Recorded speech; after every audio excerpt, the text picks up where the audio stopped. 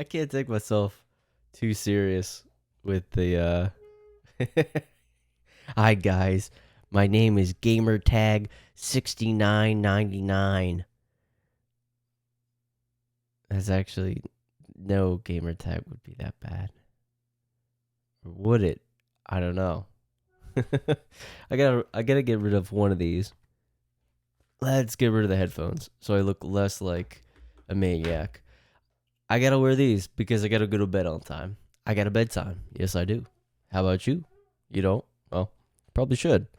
So this video, if you got this far yet and you didn't click off because I look insane, thank you.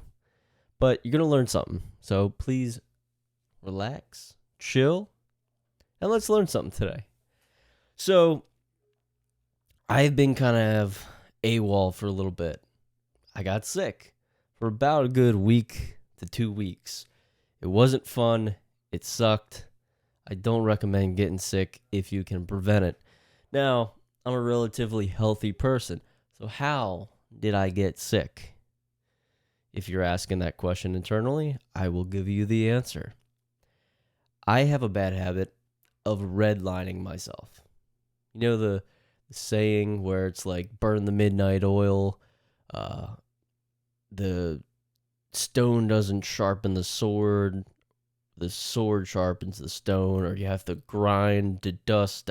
I don't know. There's like a million and one sayings for the term grind, you know? Grind. Get up, grind. Wake up, grind. Can't do that too much because I was sick. Hurt my throat. But you get the idea, right? And I have a bad habit of that because I have a lot of ambitious goals. This is one of them, and so many other things. And it's really hard to fit things into your daily schedule, especially nowadays, and the older you get. The more responsibilities you have, the less time it seems that you have in a day. So, having all these ambitions, I have a tendency of pushing myself. So much where if my sleep lacks, if my mental health is a little weary, I just keep pushing. I'm like my own coach. And a lot of this grind kind of mindset and mentality has been around for a while now.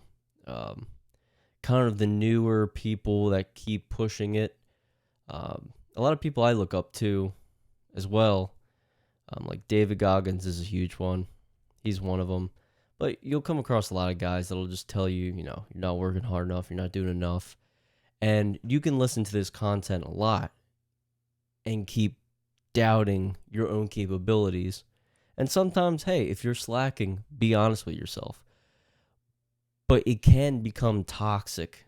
It can get to a point where you are digging yourself into a hole, and at some point, something is going to break. And that's why I'm basically telling this story of how I got sick. I was training hard. I was working. I basically work like 3 jobs. I mean, today's economy, you got to do what you got to do, right? But working 3 jobs, trying to learn as much as I can in my free time. Read, I said train, meet, food prep, be very disciplined from morning to night. And I would push myself even if I had a little bit of muscle soreness, even if I didn't get good night's sleep the night before, and just go and go and go. And I've been in the game of like proprioception, knowing your body, feeling if something's not right. And I know instantly when that moment happens, it feels like something crawling into my system, like something crept its way into my nervous system, and I'm like, fuck. I overdid it. I know I'm going to get sick. And that moment happened. And you get to a point where you just keep pushing and pushing, something's bound to break. If you look at a car, right? If you floor and put your foot on the gas pedal all the way down while the vehicle's in neutral, the RPM is going to creep up. That needle's going to get closer and closer to the red line, right? Every car is different with the RPMs, but there's that little bar where it's red. That's where kind of like the term redlining comes from. And when you're redlining and you're staying up, you're keeping your foot on that gas and you keep accelerating, you keep revving that motor, at some point, something's going to go. Something's going to blow. You're going to blow a head gasket. And for people, what can happen too, you redline yourself, you can blow a head gasket. You can get sick. You can get an injury. You can have a number of things happen to you. So it is crucial if you are a very motivated person, you're self-motivated, you got goals, you're badass for having that. Fucking kudos to you. I know you're ambitious and you got things you want to complete. But here's a heed of warning. You got to give yourself some grace and you got to give yourself some self-love. You got to have that recovery time. I know in today's world, it seems like if you're not constantly doing something, you're falling behind the pack. Like everybody's in this giant huddle and we're all running towards this goal that's fleeting. It's FOMO on steroids, fear of missing out. If I mess up, then all these other people are going to be ahead of me in my business. And if I mess up or miss this workout or fucked up my meal prep today, I'm going to lose all my gains. And if I don't work on this skill set, then I'm never going to get this relationship I want. And you can drive yourself crazy. So just take a deep breath in, deep breath out. No one's going to kill you. And really be aware of that like fear of missing out mindset, and that like if I'm not doing this now, I'm falling behind. I've had that a lot and it's not healthy. It's very toxic, to be honest with you. If you're putting in the time each day, you're getting closer to your goal, right? Have your horse blinders on and focus on what you have to do, and you'll achieve it. But when we look at social media and all these external forces, it fucks that up. It makes us feel like, oh, I spent 2 hours working on my goal that I have or my side business. Oh, well, that's to the wayside. That doesn't mean shit, because now I'm all up in my head because I was looking at social media and seeing all these other people that seem more successful or posts that pop up that make it seem like I'm falling behind and they're way ahead of me. I'm never going to catch up. No, don't let that happen to you. Now, the other tip I'm going to give outside of the mindset and just checking in with yourself, I used to do something that I stopped doing for a while. And it's paying attention to your heart rate variability, right? Basically, it's the variabilities between heartbeats, and it can signify whether you are recovering, you need to recover, or you're doing good and you could push a little harder. It's kind of like the red line on a vehicle, but with your heart and your nervous system. And it's a good indicator to see whether you're lacking or pushing too much, and you should rest a little bit. Now, I first learned about this a long time ago, and I mean back when they didn't even have apps that recorded all this stuff, right? A long time ago, I was in Tampa for this business meeting, and I met this dude who was like the first guy that developed like a heart rate variability app that you can have on Android. And this is like 2014 or something like that, like long ago. Probably even earlier. I can't remember. But it was very rudimentary back then. And I used to track it, and, you know, life happens. You try different things. And it wasn't until recently I got back into it because I am trying a new piece of tech. I'm not a big wearable tech guy, but I will say having a device that can help you gauge if you're pushing too much or not enough gives you so much feedback.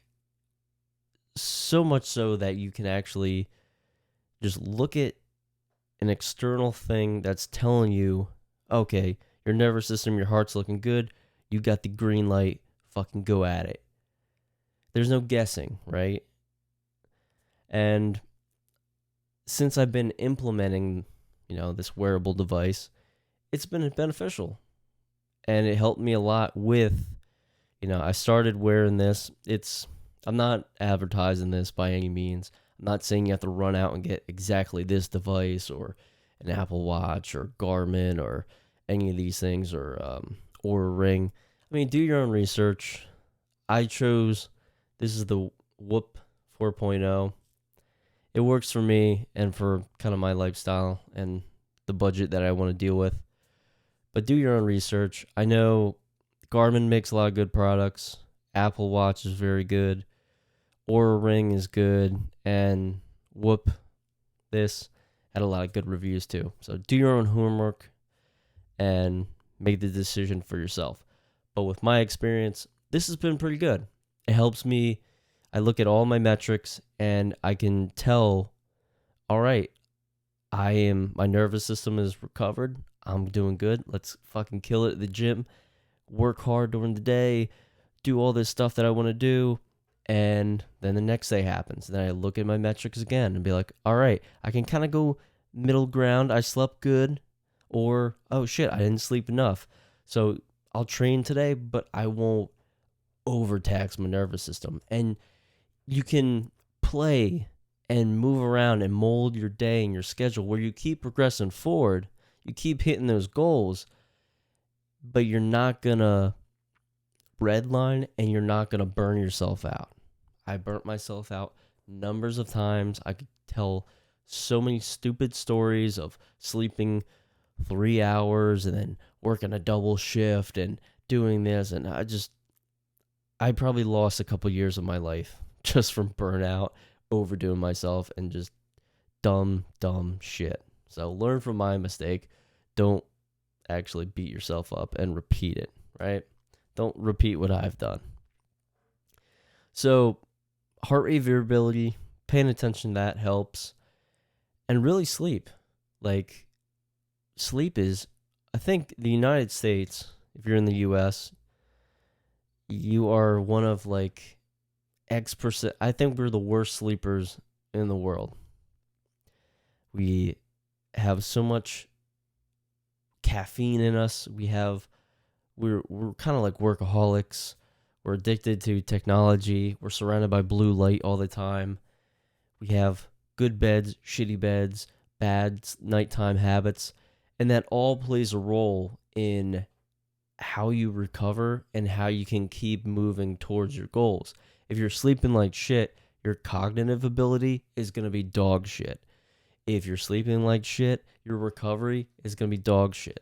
Yeah, can you sleep 2 hours, bust out a workout, bust out another workout, not sleep, do another? Yeah, sure. Shit. If I was 19 again, I'd be doing some outrageously dumb shit. Probably not sleep for a week and hallucinate. Who knows? But at any age, you can push your body a lot farther than probably what you would expect you can do.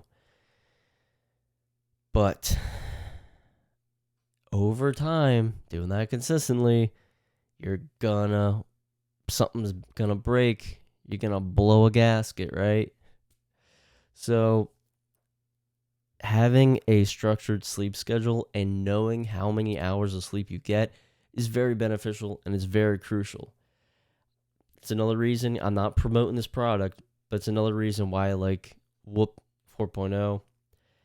Literally, I used to wear a vibrating watch, right? I got it from Amazon, super cheap. Highly recommend it. It was like 10 to, no, I reversed that a little bit. It was like 18 to 20 bucks. But you put it on your wrist, you set the alarm, it vibrates and wakes you up. At the time, my partner, she didn't like noises because I always woke up earlier than her. And I get it. So I found an alternative, a watch that vibrates. Well, lucky enough, this does the same thing, but I can play around in the app and see, is my recovery good? Okay, maybe I can get by with 7 hours of sleep. Oh, was I sick and I needed sleep to recover? Shit. All right, let's get 8 hours of sleep or 9. And you can actually have a setting in there where you hit a recovery milestone in your sleep. And once you achieve that like recovery green zone, it'll wake you up then. So like if you don't really need to get up at a particular time, you can set that. Or there's an option where you can pick an exact time to wake up, and then it'll tell you kind of like how many hours, what time you should go to bed to get an adequate amount of sleep. So like if you're trying to get up at 5 o'clock in the morning and you want 85% recovery, probably around 8:45 you should go to sleep. And by wearing this, I realized, man, I was not sleeping enough. Hence why I was working, overworking, not sleeping good, training hard, doing all this shit, just redlining my nervous system, down in caffeine. And I got sick. And that screwed me up. Where literally for like a week and a half, haven't been able to run, haven't been able to weight train. And that messed with me with my mental health, because that's something that keeps me going. It's a healthy practice for me, and not having that, it wasn't beneficial. So just to recap, right? Be aware of kind of like the mindset. Like if you are doing the baby steps to reach your goal, right? You eat the elephant bites at a time. If you're doing those things, don't let the FOMO of social media and other people get in your head where you beat yourself up and think you're not doing enough. Don't redline yourself. You can push hard at times. You can do all-nighters. Sometimes life happens, right? And you got to do those. You got to embrace the suck. But make sure you recover and pay attention to your health. Check your heart rate variability. Make sure you are balancing action and recovery. And then the last thing is pay attention to your sleep. Get enough sleep. It is so crucial that it's like people hate sleep. Literally, it's so important. Get adequate sleep so the next day you can kick ass. So then you can get more adequate sleep. Then you can kick more ass. And before you know it, you'll hit your goals like a champ. So, hope this video finds you well. Thank you for sitting, hanging out with me, taking a gander at these ridiculous glasses, and giving a good listen. If you guys found any benefit, or if you have questions pertaining to the Whoop or other wearable tech that I've used in the past, or just general questions, put them in the comment section below. I love seeing the feedback. Please hit the thumbs up to help the algo, and subscribe, hit the bell notification to be notified anytime new videos pop up. Appreciate you guys. Love you, and I'll see you in the next video.